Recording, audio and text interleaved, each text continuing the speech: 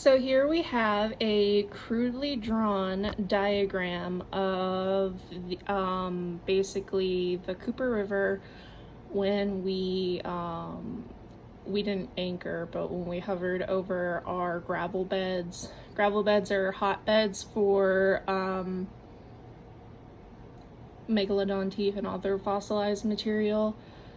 Basically, at about I would say 6 to 10 feet, you'll be in like water that penetrates at a very like gross yellow color. But when you go beneath 10 feet, the water starts to turn orange very rapidly.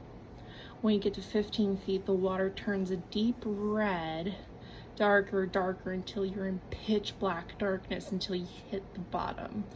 Now, the way that we dove, we overweighted ourselves purposely. I was about 6 pounds overweighted on my BC, so I could lay on the bottom and actually take a screwdriver and jam it into the clay riverbed to keep the current from sweeping me away, so that I could then dig in the sediment and the gravel to look for fossils. See, that's me right here. And over here, that's kind of wetland, South Carolina wetland and bayou. They have Spanish moss. It's very reminiscent of what you would imagine the bayou to look like, even though it's not bayou proper.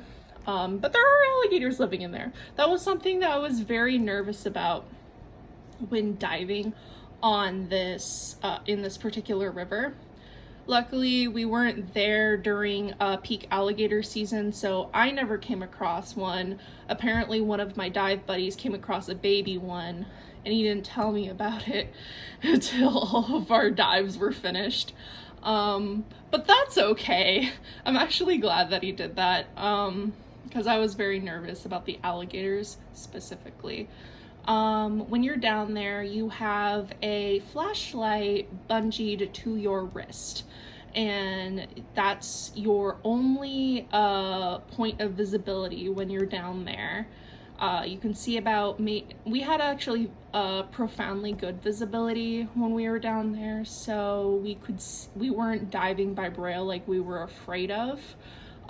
Instead, we could see like 2 feet in front of our noses, so we were able to dig in the rock sediment and still have a decent amount of visibility. But this is about all the things you get. Other than that, you're surrounded by darkness, and the whole time you're terrified that something's gonna come creeping out of your line of visibility and like jump out and scare you.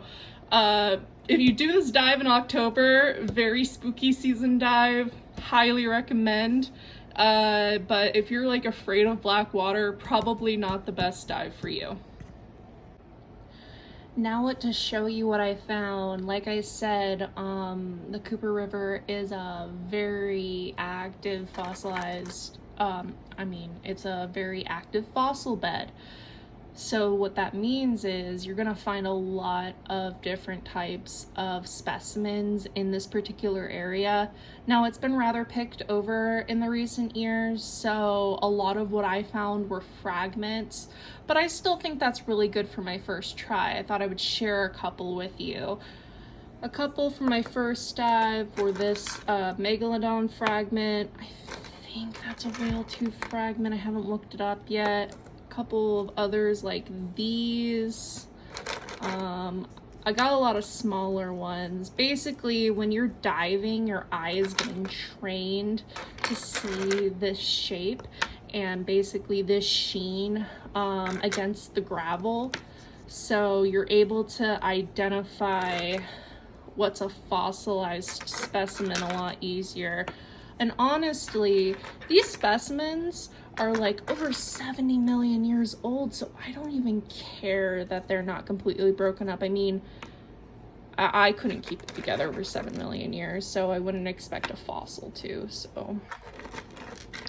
But yeah, here are a lot of my smaller specimens. I did get a couple that are much bigger than this, and I'll show you what a complete specimen looks like just by drawing around it and just showing you what something like that looks like. And as you can see here are a couple more of my medium to small size specimens. This was mostly what I found on the dive. There's a plethora of these medium-sized specimens, and they're not complete, but I just picked up everything that I could find. I didn't care, because while they wouldn't be worth much to a collector or a scientist or some sort of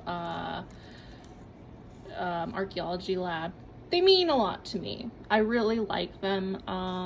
Mostly what gets worn away is the sides of the teeth right here. But this guy, can you imagine if he was like perfect condition? Like, he would probably be the star of my collection. And I'm gonna collect more as I go along. I'll probably try to dive the Megalodon shelf, the fossil shelf off the coast of Wilmington, North Carolina, in the next year or so, just so I could get some higher quality specimens. You don't get as high quality specimens in the Cooper River. I did dive with someone who got a perfectly intact 6-inch megalodon tooth. Like, he was huge and he was in perfect condition. That can happen. However, it's much more rare, and from what I have seen, at least from my father, who's dove that wreck or has dove that site multiple times, he's gotten higher quality specimens, less, but higher quality.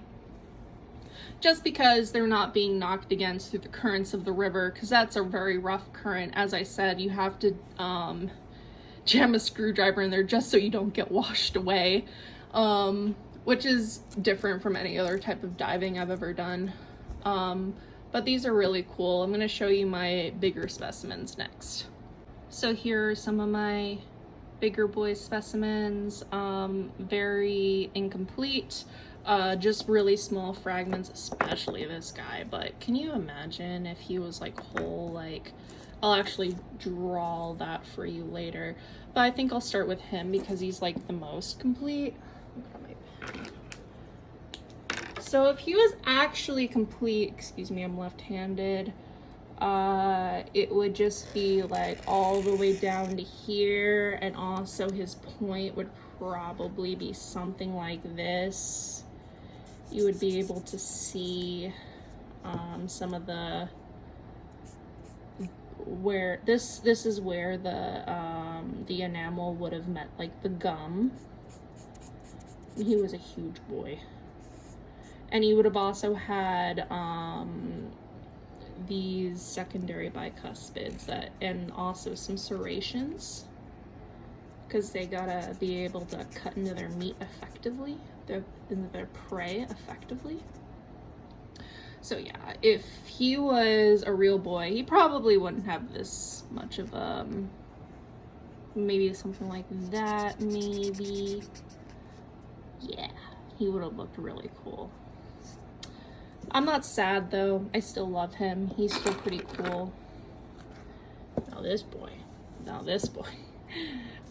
He probably would have like been complete like this, gone down like this, gone over like this, and then you would have had like the striations over here.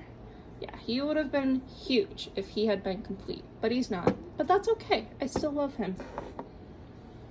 And then this little guy. Wait, I thought I had an even smaller one. Doesn't matter. Yeah, he's kind of missing on both parts of him, but if he was bigger, he'd probably be around that size. Not a fully grown megalodon, but a pretty sizable megalodon. You have to imagine like the size of these predators. You think about how big great whites are, like they're almost the size of the bust, like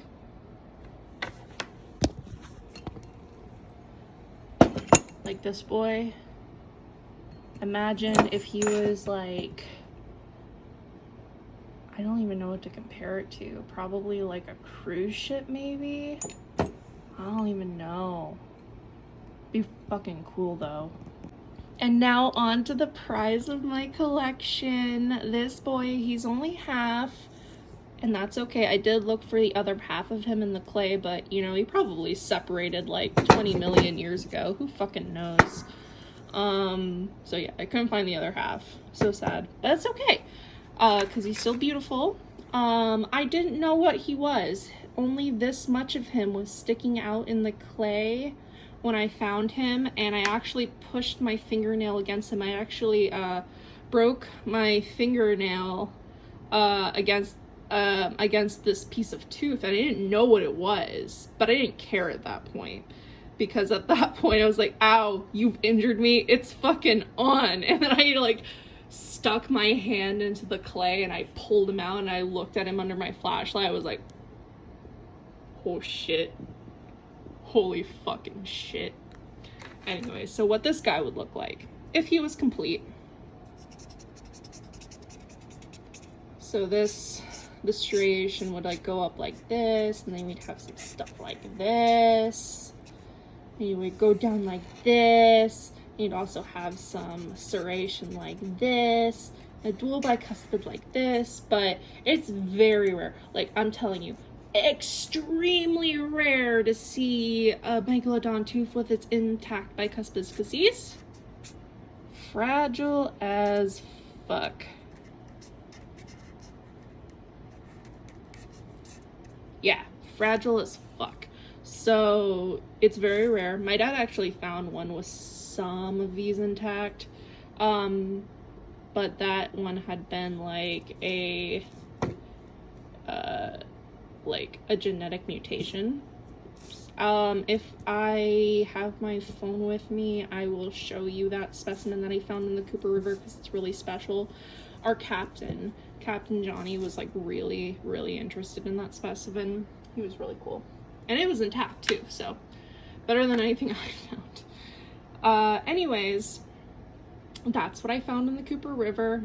If you really love megalodon teeth, it is worth a try. Don't expect go down there and find like fully intact specimens, because again, it is very picked over, but you could get lucky. You definitely could get lucky. You probably get more lucky with the Wilmington dive. Thank you.